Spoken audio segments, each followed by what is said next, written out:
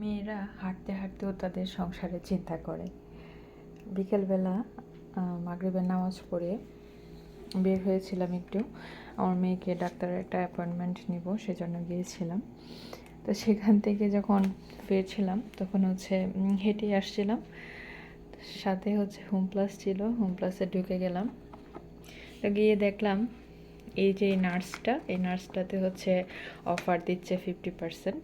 তো 50% অফারে এখানে 2 প্যাকেট 9,990 ওনে পেয়ে গেছি।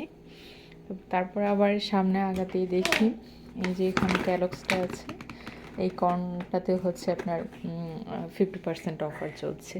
তো অফার দেখে ভাবলাম যে এগুলো তো লাগবেই, নিয়ে যাই।